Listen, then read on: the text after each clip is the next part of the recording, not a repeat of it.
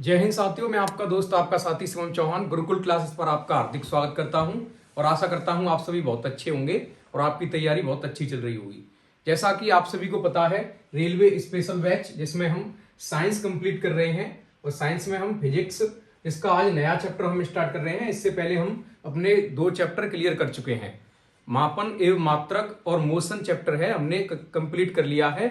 अब ये हमारा तीसरा चैप्टर है, बल और दाब, फोर्स एंड प्रेशर। ये तीसरा चैप्टर है फिजिक्स के अंदर, यानी कि साइंस के सेक्शन में हम अपना तीसरा चैप्टर आज स्टार्ट कर रहे हैं। तो मैं सभी से ये उम्मीद करूंगा कि अंत तक सभी बने रहेंगे, एक नए जुनून और उत्साह के साथ इस क्लास के साथ बने रहें। इस क्लास की इंपॉर्टेंस आपको तब समझ में आएगी तब आप पेपर में बैठे होंगे और जब आप क्वेश्चन जो आने वाले हैं उनका जवाब नहीं दे पाएंगे, तब आप सोच पाएंगे कि कितनी जरूरी थी ये क्लास। क्योंकि आने वाले सभी प्रश्न आरआरबी ग्रुप डी की परीक्षा में इसी क्लास से छपने वाले हैं। अगर ऐसा नहीं होगा तो आप जो बोलेंगे वो करने के लिए मैं तैयार हूं।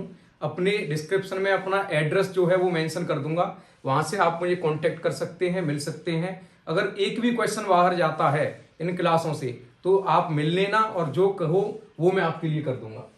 इतने से ज्यादा बताओ क्या कह सकता हूं। तो अंत तक क्लासेस के साथ जुड़े रहें, इससे बाहर नहीं जाएगा क्वेश्चन। एक बार फिर कह रहा हूं मैं, बल और दाब यानी कि फोर्स एंड प्रेशर, ये चैप्टर आज हम स्टार्ट कर रहे हैं और इंपॉर्टेंट चैप्टर है। एग्जाम के पॉइंट ऑफ व्यू से कई तरह के क्वेश्चन इस चैप्टर से पूछे जाते हैं, तो आप सभी फोकस के साथ क्लास में बने रहेंगे। तो अब आप ये सोच रहे होंगे कि न्यूटन के गति के नियम, न्यूटन्स लॉ ऑफ मोशन, इनका क्या चक्कर है। बल और दाब चैप्टर हम स्टार्ट कर रहे हैं, लेकिन आपको स्लाइड पर दिखाई दे रहा है न्यूटन के गति के नियम। ये क्या चक्कर है, गति के नियम क्यों हम पढ़ने वाले हैं इस चैप्टर में। तो इसका रीजन ये है कि अगर आपको बल यानी कि फोर्स की कंसेप्ट समझनी है, फोर्स क्या होता है, बल क्या होता है, किस तरह की चीजें हम बल के माध्यम से कर सकते हैं, सीख सकते हैं, इसके बारे में सब कुछ जानना है, तो पहले आपको गति के नियम पढ़ने पड़ेंगे। क्या पढ़ना पड़ेगा? गति के नियम। गति के नियम जिस तरीके से आप आगे बढ़ते चलेंगे उसी के हिसाब से आपकी जो बल वाली कंसेप्ट है वो क्लियर होती चली जाएंगी। यानी कि बल जो है वो गति के नियम पर ही डिपेंड है। गति के नियम आपको समझ में आ जाएंगे तो बल भी अच्छे तरीके से समझ में आ जाएगा। तो इसलिए हम सबसे पहले न्यूटन के गति के नियम पढ़ेंगे, न्यूटन्स लॉ ऑफ मोशन, जो कि 3 है। टोटल कितने नियम हैं? 3 नियम है, 3। न्यूटन साहब ने 3 नियम दिए थे गति के। कितने नियम दिए थे? 3। ये तीनों आपको पढ़ने हैं इसी चैप्टर में और एग्जाम में पूछे भी जाते हैं। कई प्रकार के क्वेश्चन इस चैप्टर से पूछे जाते हैं और इसे हम क्यों पढ़ रहे हैं? तो हमारा उद्देश्य है बल को समझना। किसको समझना? बल। यहां पर हम बल को टारगेट कर रहे हैं। किसको? फोर्स को। कि बल क्या होता है और इससे कितने महत्वपूर्ण प्रश्न बन सकते हैं, कौन कौन से महत्वपूर्ण प्रश्न बन सकते हैं, क्या इसकी कंसेप्ट है, क्या पूरा थ्योरम इसका होता है, उन चीजों को क्लियर करने के लिए हम गति के नियमों पर फोकस कर रहे हैं। इसी के साथ आगे चलते हैं। न्यूटन का गति का प्रथम नियम, Newton's first law of motion. यहां पर इस स्लाइड में हम समझेंगे न्यूटन का फर्स्ट लॉ, गति का फर्स्ट लॉ किसका? न्यूटन का क्या होता है। तो देखिए यहां पर आपको एक फुटबॉल दिखाई दे रही है। क्या दिखाई दे रही है? एक फुटबॉल आप देख पा रहे हैं और अभी ये फुटबॉल जमीन पर रखी हुई है, यानी कि क्या है, यहां पर अपनी स्थिर है, गतिज उसमें कंडीशन में नहीं है, एक जगह पर स्थित है और ये गति नहीं कर रही है।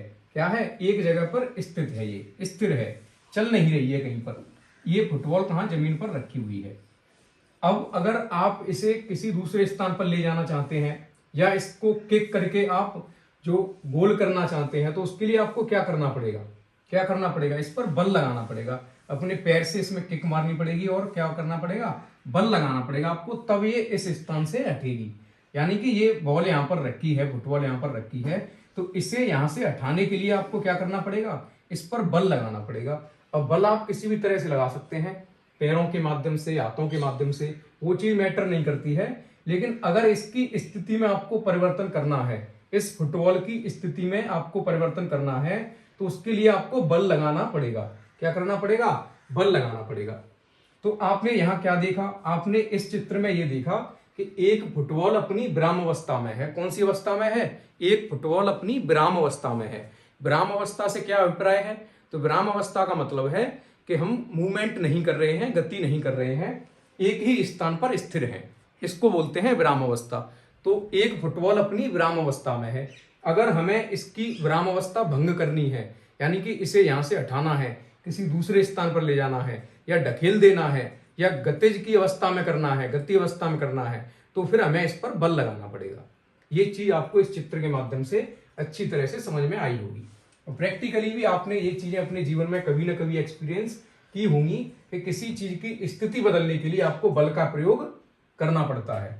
अब इसी प्रकार मैं आपसे कहूं कि यहाँ कोई ढलान है, क्या है, जैसे रास्ते में कई बार ढलान होते हैं, आपने देखा होगा, तो यहाँ पर एक ढलान है, क्या है, ढलान है। इस पर यहाँ कोई बॉल है, क्या है, बॉल है।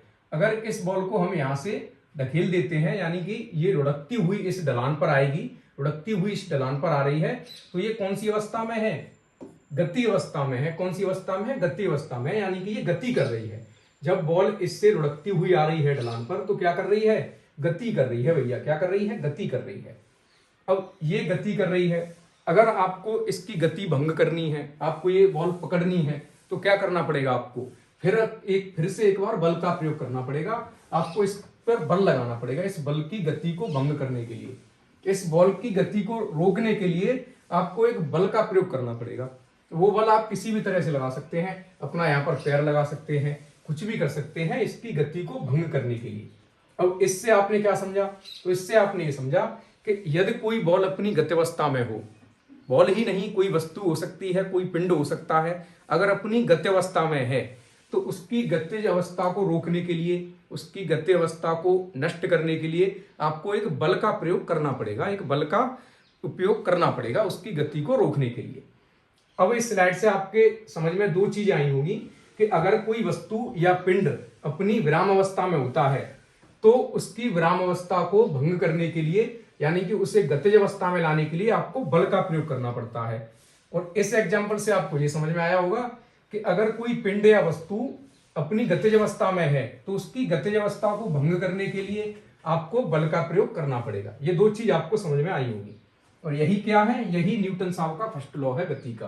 क्या है, यही न्यूटन साहब का फर्स्ट लॉ है गति का, कि अगर कोई वस्तु या पिंड अपनी गत्यवस्था में या स्थिर अवस्था में है, यानी कि विराम अवस्था में है, तो उसकी गत्यवस्था या विराम अवस्था को भंग करने के लिए आपको बाह्य बल का प्रयोग करना पड़ेगा। यानी कि एक बल का यूज करके आप इन दोनों कंडीशन को भंग कर सकते हैं। यही क्या है, न्यूटन साहब की गति का नियम है। आशा करता हूं आपको एग्जाम्पल की सहायता से अच्छी तरह से समझ में आया होगा। आगे चलते हैं। यहां आप लिखित में देख सकते हैं इन चीजों को। न्यूटन का गति का प्रथम नियम, कोई वस्तु तब तक स्थिर या गति में रहेगी जब तक उस पर कोई बाह्य बल न लगाया जाए। अगर राह चलते या आपसे कोई पूछ लेता है कि बताइए न्यूटन की गति का पहला नियम क्या होता है, फर्स्ट लॉ ऑफ मोशन क्या होता है, तो आप ये लाइन बोल सकते हैं। खास यूज नहीं है इसका, कभी ऐसा नहीं होगा कि पेपर में आपसे लिखवाई जाए, तो ज्यादा फोकस नहीं करना है, कंसेप्ट ज्यादा आपको समझ के चलनी है। लेकिन होता है ऐसा कि आप पढ़ाई कर रहे हो तो बताओ गति का प्रथम नियम क्या होता है, तो आप ये लाइन बोलकर बता सकते हैं, कोई वस्तु तब तक स्थिर या गति में रहेगी जब तक उस पर कोई बाह्य बल न लगाया जाए। जिस तरीके से अभी फुटबॉल का एग्जाम्पल हम पिछली स्लाइड में देख कर आ रहे हैं, उसी तरीके से आप इन चीजों को समझ सकते हैं। आशा करता हूं ये चीज आपको क्लियर हुई होंगी। जड़त्व यानी कि इनर्शिया, अब इसका क्या चक्कर है, तो गति का जो प्रथम नियम था, न्यूटन की गति का जो पहला नियम था, वो आप अच्छी तरह से समझ चुके हैं, आपको समझ में आ गया है, क्लियर हो गया है। अब इसी से जुड़ी हुई एक बात और आपको क्लियर करनी है, इसी नियम के अंदर, कौन सी, जो है जड़त्व यानी कि इनर्शिया। इनर्शिया और आपको सीखना है, इसी नियम से संबंधित है। ये क्या है, जो न्यूटन का फर्स्ट लॉ अभी हमने पढ़ा है, उसी में इसका जिक्र होता है जड़त्व का। ये चीज आपको यहीं सीखनी है। तो चलो सीखते हैं, और पेपर में पूछी भी जाती है, ये बहुत अच्छी चीज है, आपके काम की चीज है, तो क्यों छोड़ दें फिर इसे हम। इस वजह से आपको इसी नियम के अंदर यहीं पढ़ लो ये चीज। जड़त्व यानी कि इनर्शिया क्या होता है, तो ये एक तरह का क्या होता है, ढीठपन होता है।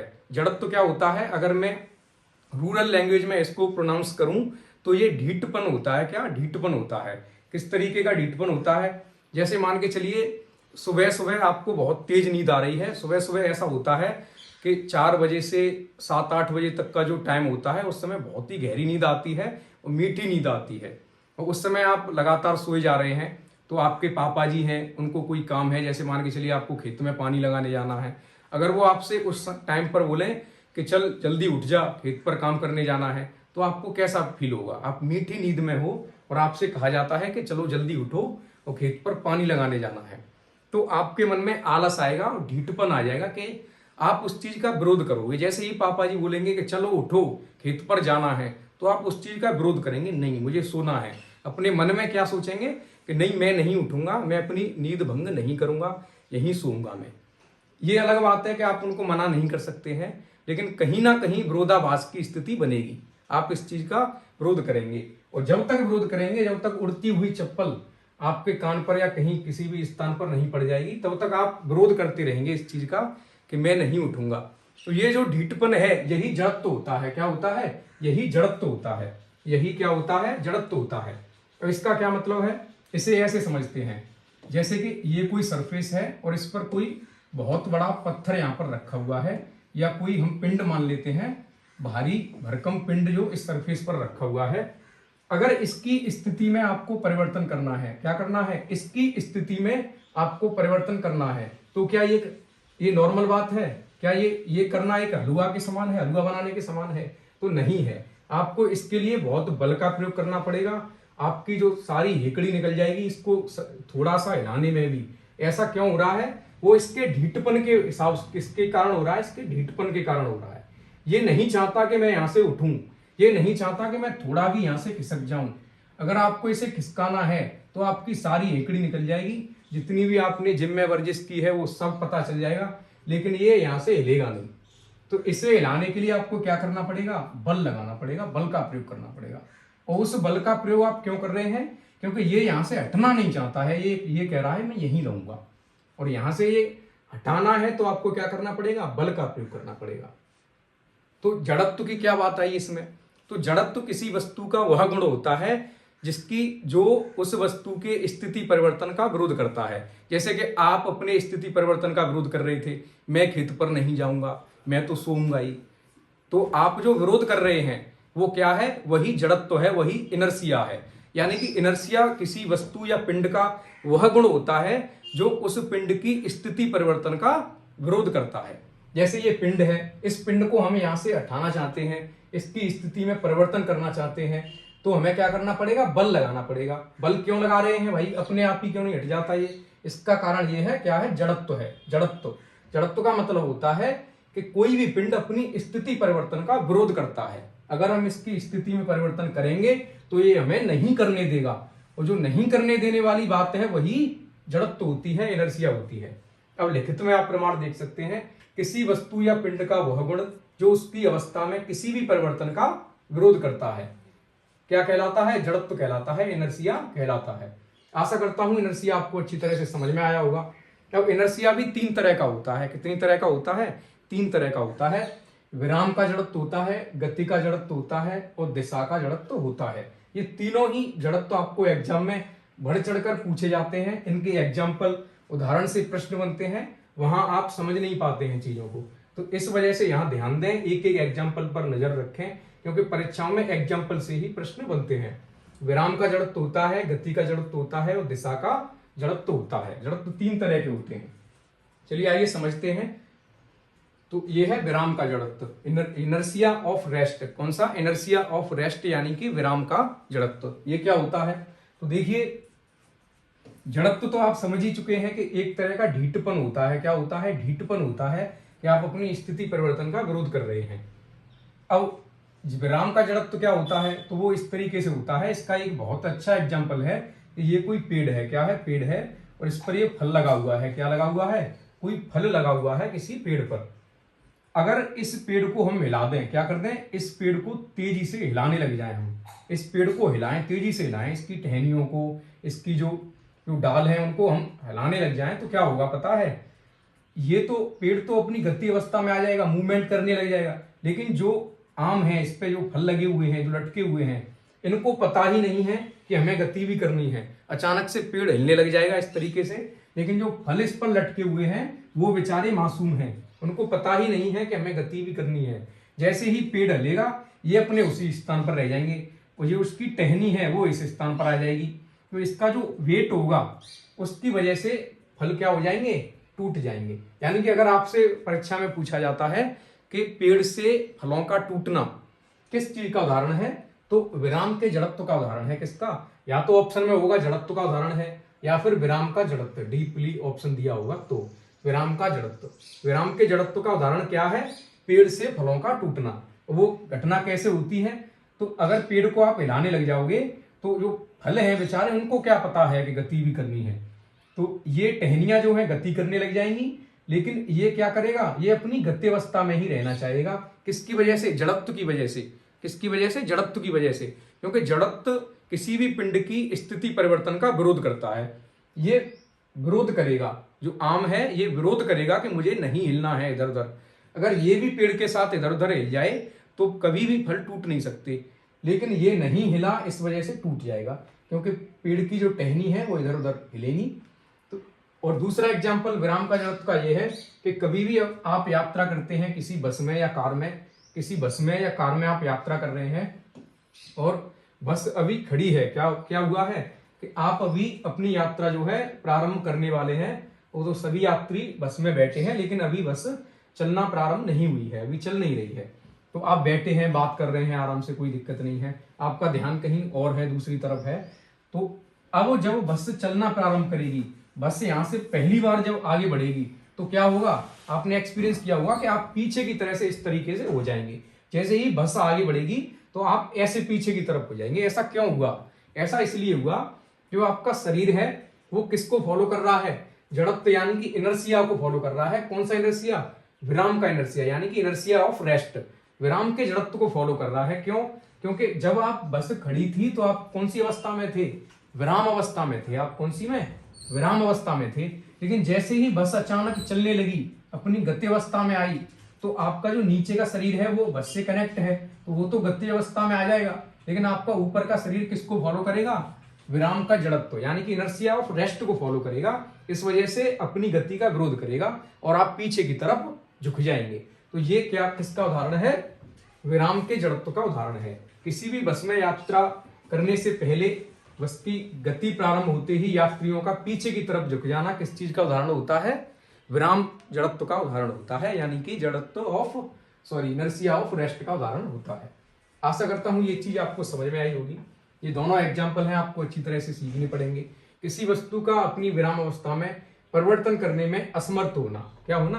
किसी वस्तु का अपनी विराम अवस्था में परिवर्तन करने में असमर्थ होना। जैसे कि ये सभी यहाँ पर असमर्थ थे, जैसे ही बस आगे चलने लगी तो ये पीछे की तरफ झुक गए, क्योंकि क्या हुआ? ये अपनी स्थिति परिवर्तन का असमर्थ है, स्थिति में अपनी परिवर्तन नहीं कर पाए। किसके साथ? बस के साथ। इसी तरीके से यहाँ हुआ, जब पेड़ हलना शुरू हुआ तो जो फल इस पर लगे हुए थे वो असमर्थ हो गए अपनी स्थिति बदलने में। पेड़ तो हिलने लगा, लेकिन ये अपने इनर्शिया ऑफ रेस्ट को फॉलो कर रहे थे, इस वजह से टूट गए, यानी कि अपनी स्थिति में परिवर्तन करने में असमर्थ हो गए।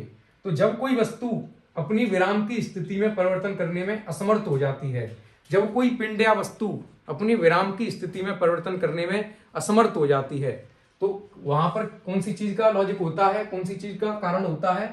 विराम का जड़त्व यानी कि इनर्शिया ऑफ रेस्ट। आशा करता हूं ये चीज आपको समझ में आई होगी। आगे चलते हैं। गति का जड़त्व है भैया, कौन सा है? गति का जड़त्व। किसी वस्तु का अपनी गति अवस्था में परिवर्तन करने में असमर्थ होना, सेम कंसेप्ट है। अगर आप इनर्शिया ऑफ रेस्ट समझ चुके हैं तो इसको समझने में कोई बड़ी बात नहीं है। गति का जड़त्व भी आपको आसानी से समझ में आ जाएगा। और एक बार फिर कह रहा हूं, इसके एग्जाम्पल परीक्षा में पूछे जाते हैं, लगातार पूछे जाते हैं। और अगर आप एयरफोर्स इन एग्जाम की बात करेंगे तो ये परीक्षाएं तो इससे भरी हुई आती हैं ऐसे प्रश्नों से। एयरफोर्स, एक्स ग्रुप, ये चीजें इस तरीके के क्वेश्चन पूछे जाते हैं। तो अब गति का जड़त्व क्या होता है? तो मान के चलिए ये कोई बस है, क्या है? ये बस है और बस अपनी गत्यावस्था में है, गतिज अवस्था में है, यानी कि लगातार गति कर रही है। क्या कर रही है? गति कर रही है। तो इसमें जो बैठे हुए यात्री हैं वो कौन सी अवस्था को अभी फॉलो कर रहे हैं? गतिज अवस्था को, यानी कि वो गति कर रहे हैं, समय के साथ अपनी स्थिति में परिवर्तन कर रहे हैं, बस के अंदर बैठे हुए यात्री। लेकिन अगर यहाँ पर सामने कोई पशु आ जाता है, यानी कि कोई गाय भैंस आ जाती है, तो ड्राइवर अब क्या करेगा? ब्रेक लगाएगा। क्या लगाएगा? ब्रेक लगाएगा। ब्रेक लगाते ही बस तो रुक जाएगी, लेकिन जो यात्री सीट पर बैठे हुए हैं ये आगे की तरफ झुक जाएंगे। अभी विराम अवस्था में क्या हुआ था कि बस के चलते ही यात्री पीछे की तरफ झुक गए थे, लेकिन अब क्या हुआ है? बस के रुकते ही यात्री आगे की तरफ झुक गए हैं। ऐसा क्यों हुआ? क्योंकि इस कंडीशन में बस में बैठे हुए यात्री इनर्शिया ऑफ मोशन को फॉलो कर रहे थे, यानी कि गति का जड़त्व जो है उसको फॉलो कर रहे थे। जब ये बस चल रही थी तो ये जो यात्री बैठा हुआ है ये किसको फॉलो कर रहा है? अपनी गति अवस्था में है और गति का जड़त्व को फॉलो कर रहा है, यानी कि अगर हम इसको रोकना चाहते हैं तो ये उसका विरोध करेगा, ये रुकना नहीं चाहेगा। तो बस इनको रोकना चाहती है, लेकिन ये किसका किसका साथ देंगे? इनर्शिया ऑफ मोशन, यानी कि जड़त्व, गति के जड़त्व का साथ देंगे और रुकना नहीं चाहेंगे, विरोध करेंगे उस चीज का। इस वजह से आगे की तरफ झुक जाते हैं। तो यात्रा करते हुए किसी वाहन में व्यक्तियों का वाहन के रुकते ही आगे की तरफ झुकना किस चीज का उदाहरण है? गति के जड़त्व का उदाहरण है, यानी कि इनर्शिया ऑफ मोशन का उदाहरण है। किसी वस्तु का अपनी गति अवस्था में परिवर्तन करने में समर्थ होना। लेकिन मैं ये भी जानता हूं ये एग्जाम्पल आपको समझ में नहीं आएगा, क्योंकि आपकी फीलिंग्स और जो इमोशंस हैं उनको समझते हैं हम, इन सभी दौर से निकल चुके हैं। तो मैं समझता हूं ये एग्जाम्पल आपकी समझ में नहीं आएगा। देखो अभी आ जाएगा समझ में आपकी। मान के चलिए आपकी जॉब लग गई है, अच्छी सी जॉब आपने प्राप्त कर ली है, और जब आप जॉब लग जाएंगे, अच्छी सी जॉब से लग जाएंगे, तो आपकी शादी हो जाएगी। और जब शादी हो जाएगी तो आप एक अच्छी सी बाइक भी खरीदेंगे, यानी कि आपकी हैसियत तो कार लायक हो जाएगी। लेकिन फिर भी जो शौक होता है बाइक का, अब आपकी शादी हो गई है तो अपनी मैडम को आप बाइक पर घुमाना चाहेंगे। बाइक पर आप अपनी मैडम के साथ जा रहे हैं, आपकी मैडम पीछे बैठी हुई हैं और आप बाइक चला रहे हैं।